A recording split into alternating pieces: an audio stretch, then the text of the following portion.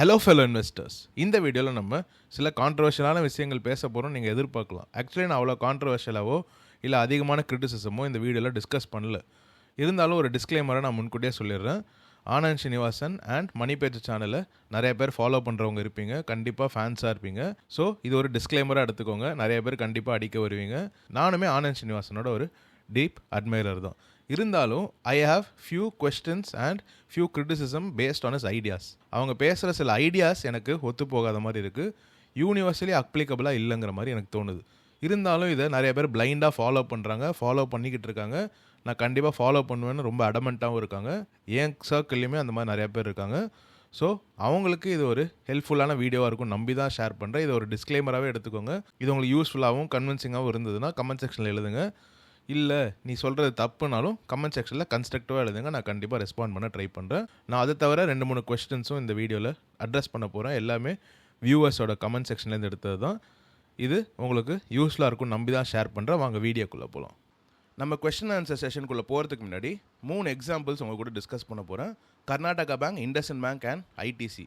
இந்த 3 கம்பெனிஸ்லையும் tiffin coffee ரேஞ்சில், அதாவது டெய்லி எஸ்ஐபியில் வாங்குறதுக்கும் லம்சமாக டிப்பில் பர்ச்சேஸ் பண்ணுறதுக்கும் இருக்கிற வித்தியாசங்களை உங்ககிட்ட நான் இப்போ காட்ட போகிறேன். இது ஏ ஜெனரேட்டட் தான். So there might be some flaws. முன்கூட்டியே நான் உங்களுக்கு டிஸ்க்ளோஷர் கொடுத்துட்றேன். லாஸ்ட் 1 இயரில், அதாவது FY26ல் 246 ட்ரேடிங் டேஸ் இருந்திருக்கு. ஏஏ சொல்கிறது தான் இதுவுமே.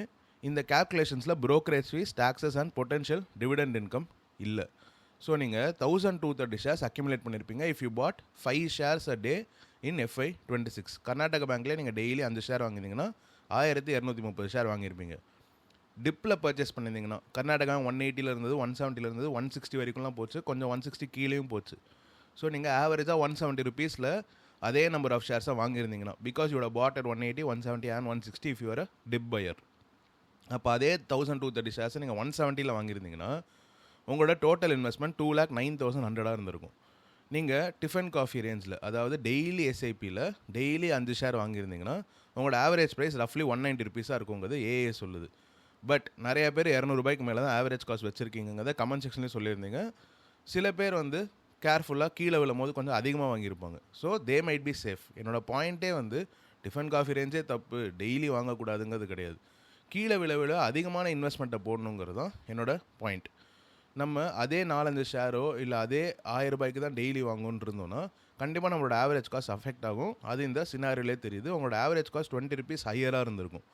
என்னோட ஆவரேஜ் காஸ்ட் ஆக்சுவலி இன்னும் லோவராகவே இருந்தது. ஏன்னா நான் டிப்பில் இன்னும் கொஞ்சம் சேஃப்டி பார்த்து வாங்கினேன். 0.6, 0.5 times price to book ratio ரேஞ்சில் தான் வாங்கணும் டிசைட் பண்ணி வாங்கினேன். டோட்டல் இன்வெஸ்ட்மெண்ட் 2,34,000 இன் டிஃபன் காஃபி range, 2,09,000 in lump sum. Current value பார்த்தீங்கன்னா 3,30,390 தான் இருக்கும் 2 சினாரியோலையுமே. ஸோ இதில் ஒரே வித்தியாசம் என்னென்னா, நீங்கள் போட்ட அமௌண்ட் அதிகமாக இருந்திருக்கும் because your average cost is higher. உங்களோட டோட்டல் ரிட்டர்ன்ஸ் பார்த்தீங்கன்னா 41% இருந்திருக்கும். ஆனால் லம்சமாக நீங்கள் டிப்பில் மட்டும் பர்ச்சேஸ் பண்ணிங்கன்னா 58% இருக்கும். இதில் டிவிடெண்ட்ஸும் brokerage ஃபீஸும் டாக்ஸஸும் கணக்கில் இன்னும் எடுத்துக்கல.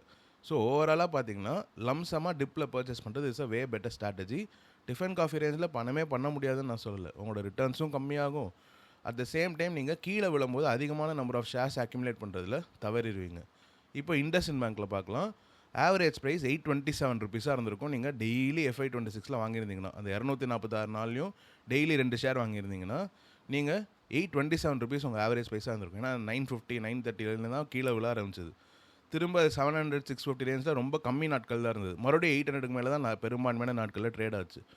பட் இதே லம்சமாக நீங்கள் 600ல் வாங்கலாம் கூட, பாட்டமை கேட்ச் பண்ணலாம் கூட, நீங்கள் 730 ருபீஸ், 700 ருபீஸ், 670 ருபீஸ், 650 ருபீஸ்னு வாங்கியிருந்தீங்கன்னா உங்கள் ஆவரேஜ் அரௌண்ட் 700 இருந்திருக்கும். கிட்டத்தட்ட என்னோட ஆவரேஜ் காஸ்ட்டும் அந்த ரேஞ்சில் தான் இருந்தது. அப்போ உங்களோட டோட்டல் இன்வெஸ்ட்மெண்ட் பார்த்தீங்கன்னா அதே நம்பர் ஆஃப் ஷேர்ஸ் 2 சினாரியோலையும் நீங்கள் டிஃபன் காஃபியில் வாங்கியிருந்தீங்கன்னா 4 லட்ச ரூபா போட்டிருப்பீங்க 492 ஷேர்ஸ் அக்யூமுலேட் பண்ணுறதுக்கு. ஆனால் இங்கே 3,44,000 தான். ஸோ ஆப்வியஸ்லி உங்கள் ரிட்டர்ன்ஸ் சிக்னிஃபிகன்ட்லி அதிகமாகும். இண்டஸ்இண்ட் பேங்க்கில் இது இன்னுமே கிளியராக இருந்தது because the dip was way higher. Karnataka bank அவ்வளோ பெரிய டிப் கொடுக்கல.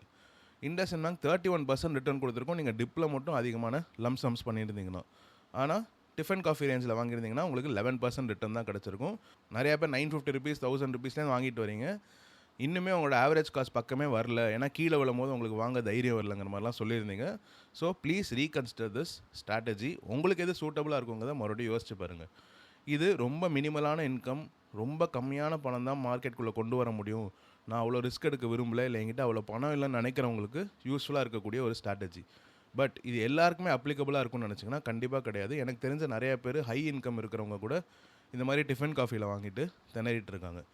ஐடிசிக்கு வருவோம். இது 2 சினாரியிலுமே ஆக்சுவலி லாஸாக தான் இருந்திருக்கும். பட் லம்சம்மில் அவங்க டிவிடெண்ட்ஸ்னால கொஞ்சம் அதிகமான ரிட்டர்ன்ஸ் இருக்குங்கிற மாதிரி காட்டியிருக்காங்க. நம்ம அதையும் பார்த்துருவோம். இதில் டிவிடெண்டை இன்க்ளூட் பண்ணி காமிச்சிருக்காங்க. அவங்களே தான் பண்ணது, நான் எதுவுமே இன்புட்ஸ் கொடுக்கவே இல்லை. டோட்டல் ஷேர்ஸ் 1230 ஷேர்ஸ் நீங்கள் அக்யூமுலேட் பண்ணியிருக்கீங்க. 5 ஷேர்ஸ் a day நீங்கள் ஐடிசி FY26 ஃபுல்லாக வாங்கியிருந்தீங்கன்னா, ஆவரேஜ் பர்ச்சேஸ் ப்ரைஸ் பார்த்துருந்தீங்கன்னா லம்சமாக நீங்கள் 320 ருபீஸில் வாங்கியிருந்தீங்கன்னா, அதாவது 330, 340, 350லேருந்து 300 ரூபாய் கீழே வரைக்கும் நீங்கள் வாங்கியிருந்தீங்கன்னா உங்களோட ஆவரேஜ் காஸ்ட் 320 இருந்திருக்கும். ஆனால் நீங்கள் 5 ஷேர்ஸ் a டேன்ட்டு லாஸ்ட் என்டையர் இயர் ஃபுல்லாக வாங்கியிருந்தீங்கன்னா உங்கள் ஆவரேஜ் ப்ரைஸ் 345 ருபீஸாக இருந்திருக்கும். ஏன்னா அது 400 ரூபாய்க்கு மேலே ரொம்ப நாள் ட்ரேட் ஆகிட்டு இருந்தது. அப்பயும் வாங்கியிருப்பீங்க, 390 ரூபாயிலையும் வாங்கியிருப்பீங்க. ஸோ உங்களோட ஓவரால் ஆவரேஜ் காஸ்ட் எவ்வளோ நீங்கள் டெய்லி வாங்கினாலும் அதிகமாக தான் இருந்திருக்கும். கரண்ட் வேல்யூ 314.9 ருபீஸில் ஐடிசி முடிஞ்சிருக்கு. April 30th க்ளோஸை அவங்க காட்டியிருக்காங்க. டிவிடெண்ட்ஸ் வந்து இந்த லாஸ்ட் இதில் 14.35 ருபீஸ் கொடுத்துருக்காங்க. இன்னுமே ஒரு டிவிடெண்ட் வரப்போகுது, அதை நம்ம கணக்கில் எடுத்துக்க போதில்லை. ஸோ டோட்டல் டிவிடெண்ட் இன்கம் ரெண்டுத்துலையும் அதே தான். ஆனால் நெட் ப்ராஃபிட் ஆர் லாஸ் பார்த்தீங்கன்னா இங்கே 19,000 இருக்குது, இங்கே 11,000 இருக்குது. இங்கே 4% நெகட்டிவ் ரிட்டர்ன்ஸ் டிஃபன் காஃபி ரேஞ்சில், இங்கே 2% positive returns only because of dividends. 2 இடத்துலையுமே லாஸில் தான் இருந்திருப்போம். பட் இங்கே லாஸ் கம்மியாக இருக்குங்கிறத நம்ம புரிஞ்சுக்கலாம். ஸோ ஓவராலாக நம்ம கீழே விழும்போது அதிக பர்ச்சேஸ் பண்ணோன்னா டிஃபன் காஃபி ரேஞ்ச் மைட் ஒர்க்.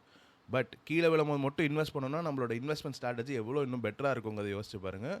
இந்த மாதிரி டெய்லி வாங்கியானும் ஒரு ரொட்டீனாக ஒரு ஹேபிட் ஃபார்ம் பண்ணி வாங்கிட்டே இருக்கணுங்கிறது டிசிப்ளின் உருவாக்குறதுக்கு மேபி நல்லா இருக்குமே தவிர ஆக்சுவலாக உங்களால் ரிட்டர்ன்ஸ் அதிகமாக ஜெனரேட் பண்ண முடியுமான்னு கேட்டிங்கன்னா கண்டிப்பாக முடியாது. நேற்று கமெண்ட் செக்ஷனில் கூட ஒருத்தர் எழுதியிருந்தார், நான் டிஃபன் காஃபி ரேஞ்சை லாஸ்ட் 2-3 இயர்ஸாக ஃபாலோ பண்ணுறேன், எனக்கு ரிட்டர்ன்ஸ் ரொம்ப கம்மியாக தான் இருக்குது, பட் ஐ ஃபீல் சேஃப்ங்கிற மாதிரி சொல்லியிருந்தார். ஸோ உங்களுக்கு சேஃப்டி தான் ப்ரையாரிட்டின்னு நினச்சிங்கன்னா then you might continue with it, உங்களுக்கு டீசெண்டான ரிட்டர்ன்ஸ் கிடைக்கும். பட் நம்ம ஸ்டாக் மார்க்கெட்டில் வரதே கொஞ்சம் ரிஸ்க் அதிகமாக எடுக்கணும், அதிக ரிட்டர்ன் ஜெனரேட் பண்ணணுங்கிற காரணத்துக்காக தான். அங்கே வந்து நம்ம கன்சர்வேட்டிவாக இருக்கலாம், அதில் எந்த தப்பும் இல்லை. நம்ம ஆல்ரெடி ஹெவி கேபிட்டல் வந்து க்ரியேட் பண்ணதுக்கப்புறம், ஹெவி வெல்த் க்ரியேட் பண்ணதுக்கப்புறம் நம்ம பாதுகாக்கிற ஒரு ஸ்டேட்டுக்கு வரும்போது கன்சர்வேட்டிவாக இருக்கலாம். But if you are still in the journey of creating wealth you have to take calculated risks. Conservativeness and risk ரெண்டும் கலந்து இருக்கிறது தான் என்னை பொறுத்த வரைக்கும் ஒரு பேலன்ஸ்டான இன்வெஸ்டருக்கு அழகு. ஸோ இப்போ நம்ம கொஸ்டின் ஆன்சர் செஷனுக்குள்ளே போகலாம். இன்னும் டீட்டெயிலான சில விஷயங்கள் உங்கள் கூட நான் ஷேர் பண்ணுறேன். அண்ட் முக்கியமான ஒரு விஷயத்தை நான் சொல்ல மறந்துட்டேன். நீங்கள் டிஃபன் காஃபி ரேஞ்சில் அதாவது டெய்லி ஏசிபி பண்ணாலும் நான் இந்த 3 சினாரியோலும் ஒரே கம்பெனியை நீங்கள் டெய்லி வாங்கியிருந்தீங்கன்னா என்ன நடக்குங்கிறது தான் காமிச்சிருந்தேன். சம்டைம்ஸ் நீங்கள் ஒரே கம்பெனியை டெய்லி வாங்காமலும் இருக்கலாம். So there might be a better average cost or an even worse average cost. For example Karnataka பேங்கை 190, 200 மேலேயே வாங்கிட்டு இருந்திருப்பீங்க. அது 170, 180 வரும்போது நீங்கள் வேறு ஏதாவது கம்பெனியில் ஃபோக்கஸ் பண்ணியிருக்க வாய்ப்புகள் இருக்குது. இல்லை கர்நாடகா பேங்கோட வேறு ஏதாவது இன்னும் சீப்பாக இருக்குன்னு நீங்கள் அந்த பக்கமாக போக வாய்ப்புகள் இருக்குது. மார்க்கெட்டே கீழே விழும்போது, எல்லா கம்பெனிஸும் கீழே விழும்போது எதை அதிகமாக ஃபோக்கஸ் பண்ணணும்னு உங்களுக்கு தெரியாது. இப்போ ரீசெண்டாக நடந்த மார்ச் ஃபாலில் கூட நிறைய பேர் இன்னும் டிஃபன் காஃபி ரேஞ்சிலே தான் வாங்கிட்டு இருந்தாங்க. அந்த டைமில் நீங்கள் நிஜமாலே இவ்வளோ கம்மியான பணம் தான் மார்க்கெட்டுக்குள்ளே போட்டிருக்கணுமான்னு இப்போ என்ன நினைக்கிறீங்க அதை கமெண்ட் செக்ஷனில் ஷேர் பண்ணுங்கள். இங்கேருந்து மார்க்கெட் மறுபடியும் கீழே விழாதுன்னு நான் சொல்லலை. அப்படி விழுந்தாலும் அந்த இடத்துலையும் நம்ம அதிகமாக பணம் போடணுங்கிறது தான் என்னோடய பாயிண்ட்டு. மார்ச்சில் அப்போ நீங்கள் வந்து ரெட்ரோஸ்பெக்டிவாக யோசிச்சு நான் வந்து கம்மியாக பணம் போட்டது சேஃப்னு நினைக்கலாம். பட் மார்க்கெட் விழாமல் இங்கேருந்து இந்த ஸ்டேட்லேயே கன்சாலிடேட் ஆகிட்டு மேலே போயிருச்சுன்னா என்ன பண்ணுவீங்க? அப்போ நீங்கள் மறுபடியும் உங்களோட பாயிண்ட்டை மாற்றிப்பீங்களா?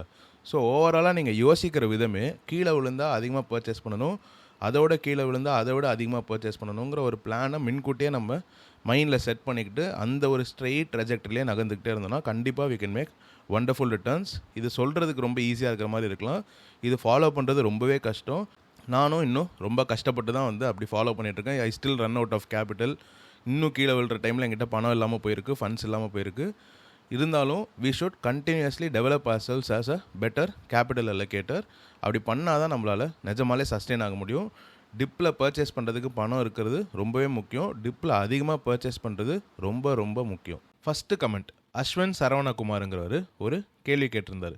In my perspective this is not a second chance. நான் இன்றைக்கி டவுன்ஃபாலும் இதுலேருந்து ஃபர்தராக விழுந்திருந்தால் நம்மளுக்கு இன்னொரு சான்ஸ் மார்க்கெட் கொடுக்குது அக்யூமுலேட் பண்ணுறதுக்கு வாங்குறதுக்குங்கிற மாதிரி எழுதியிருந்தேன். அவர் இது இன்னுமே செகண்ட் சான்ஸ் இல்லைங்கிற மாதிரி எழுதியிருக்காரு. இந்த வார் டைமில் ஜைடஸ் 834 ருபீஸில் இருந்தது. இந்த செகண்ட் வேவில் இப்போ 900 கிட்ட இருக்குது. But this is a decent time to buy in tiffin coffee ரேஞ்சுங்கிற மாதிரி அவர் எழுதியிருக்காரு. But I have a doubt bro, if I add count in existing stock my good average will broke. If it good as a new be how to I approach it? So இவர் என்ன சொல்கிறேன்னா, நான் 834 rupees Zydus வாங்கியிருந்தேன்னா இப்போ 900 ருபீஸில் வாங்கினா என்னோட நல்ல cost bases வந்து அடி வாங்கிடுது.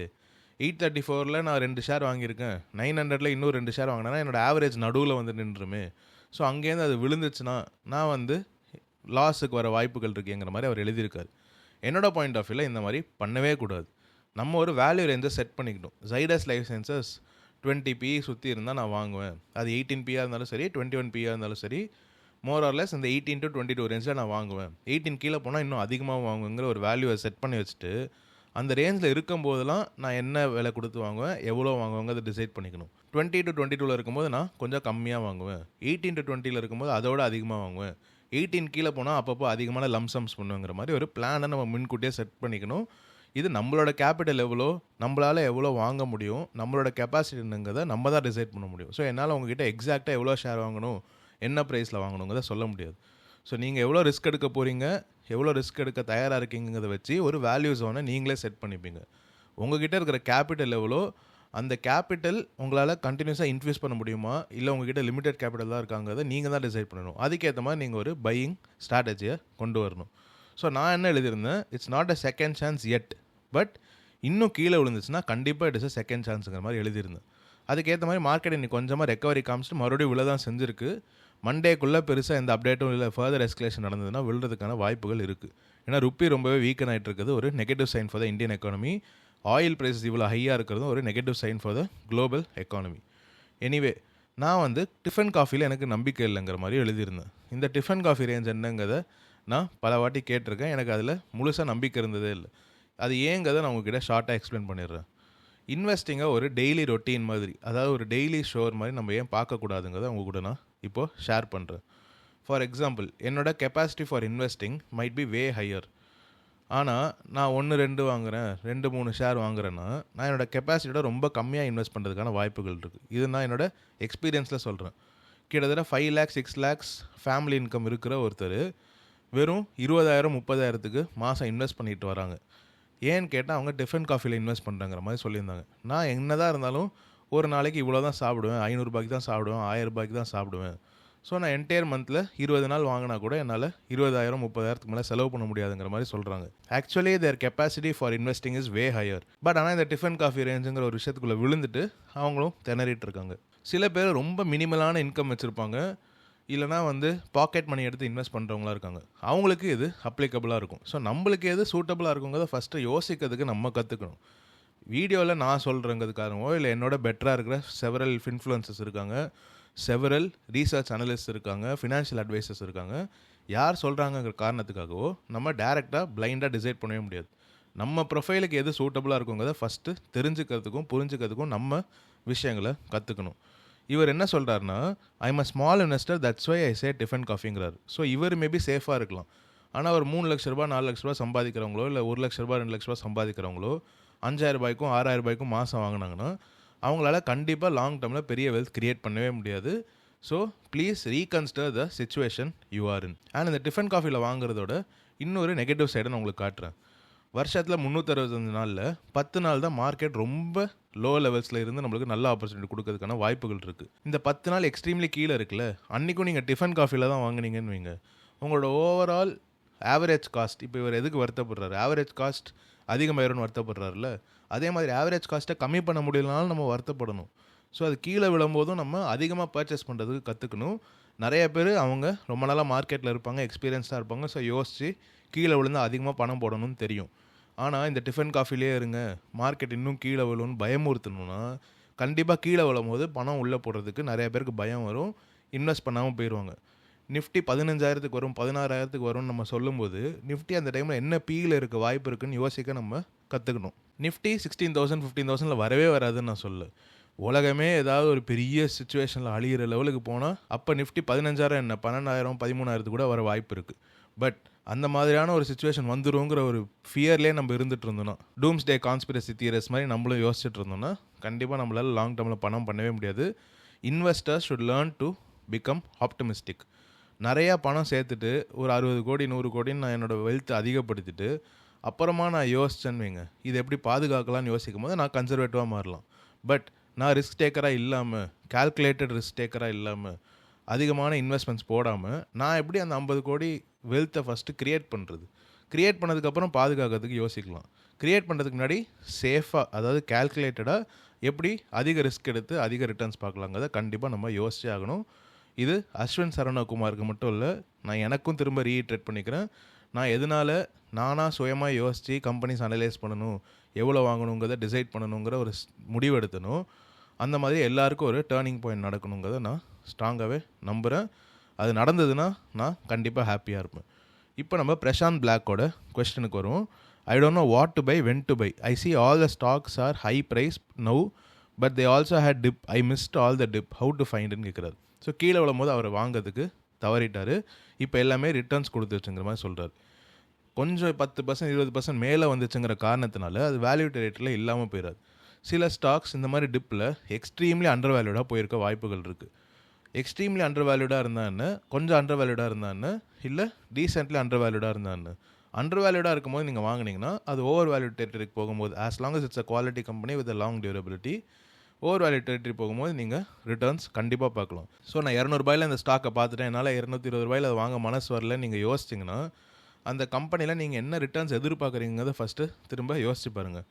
அது 5 வருஷம் கழிச்சு இல்லை 10 வருஷம் கழிச்சு 1000 ரூபாய்க்கு போகக்கூடிய ஒரு கம்பெனினா, 200 வாங்கினாலும் 220 வாங்கினாலும் 250 வாங்கினாலும் you will still make amazing returns இந்த நெக்ஸ்ட் 5 to 10 years. ஸோ அதை யோசித்து நீங்கள் ட்ராவல் பண்ணணுமே தவிர, அதாவது அந்த ஃப்யூச்சர் பிஸ்னஸ் எங்கே போகும், அந்த பிஸ்னஸோட க்ரோத் பொட்டன்ஷியல் என்னங்க அதை யோசித்து இப்போ இந்த வேல்யூவேஷன் அட்ராக்டிவாக இருக்கா இல்லையாங்கிறது மட்டும் தான் யோசிக்கணுமே தவிர, இது 10 நாளைக்கு முன்னாடி இதோட 20 ரூபா கம்மியாக இருந்ததுன்னு யோசிச்சுட்டு வாங்காமல் விட்டோன்னா அது இங்கே நிற்காமல் மேலே ஏறிட்டே போச்சுன்னு வைங்க, இப்போ இருக்கிறத விட அப்போ இன்னும் அதிகமாகவே வருத்தப்படுவீங்க. So please reconsider your strategy.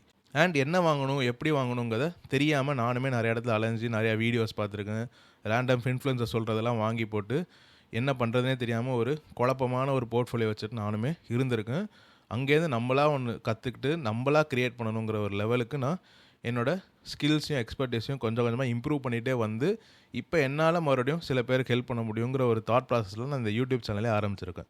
So kindly learn to analyse stocks, kindly learn to understand what is portfolio construction. உங்களோட எண்ட் கோல் என்னங்கிறதெல்லாம் நீங்கள் தனிப்பட்ட முறையில் யோசித்து என்ன வாங்கணும், எப்போ வாங்கணும், எவ்வளோ வாங்கணுங்கிறத டிசைட் பண்ணுங்கள். இந்த ஸ்டாக் நெக்ஸ்ட்டு 5 இயர்ஸில் 10 மடங்கு ஆகணும் ரொம்ப புல்லிஷாக இருக்கிறவங்களும் இருப்பாங்க.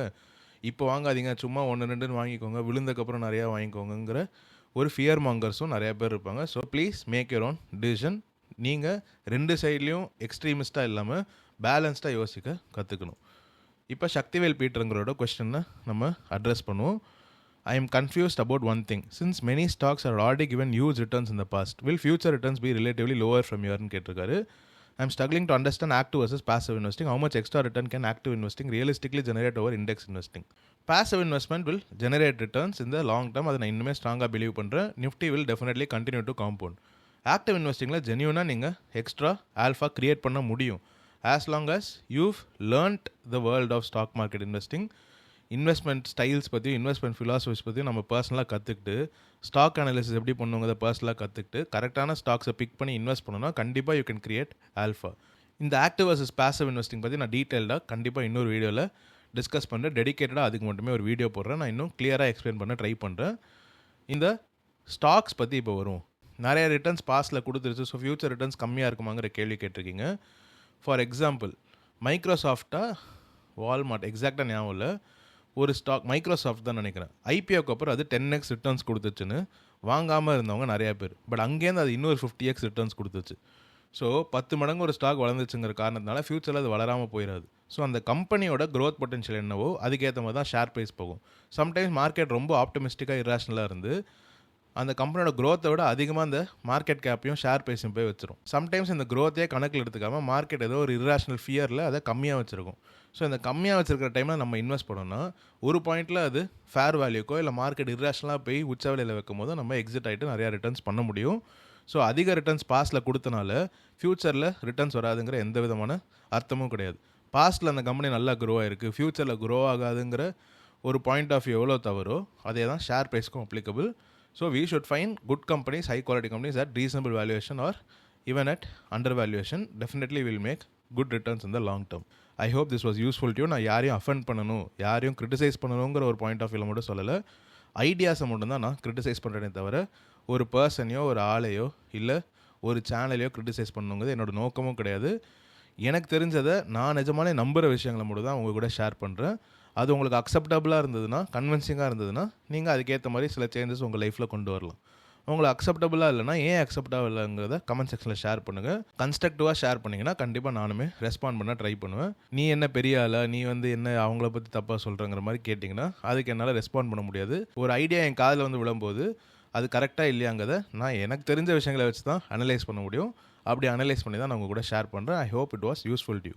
யூஸ்ஃபுல்லாக இருந்ததுன்னா லைக் பண்ணுங்கள், ஷேர் பண்ணுங்கள், இந்த சேனலுக்கு சப்ஸ்கிரைப் பண்ணி என்ன சப்போர்ட் பண்ணுங்கள். Thank you so much. Hello fellow investors, இந்த வீடியோவில் டிஸ்கஸ் பண்ணுற எந்த கம்பெனிஸையுமே ஸ்டாக் ரெக்கமெண்டேஷன்ஸாக எடுத்துக்காதீங்க. என்னால் பை கால், ஹோல் கால், செல் கால் எதுவுமே ரெகுலேஷன்ஸ் படி கொடுக்க முடியாது. இது உங்களுக்கு புரியும் நம்புகிறேன். நீங்கள் உங்களோட own research and due diligence பண்ணி மட்டும் ஒரு இன்வெஸ்ட்மெண்ட் டிசிஷன் எடுங்க. முடிஞ்சால் ஒரு நல்ல ஃபினான்ஷியல் அட்வைசர் கிட்ட கேட்டே டிசைட் பண்ணுங்கள். Thank you so much.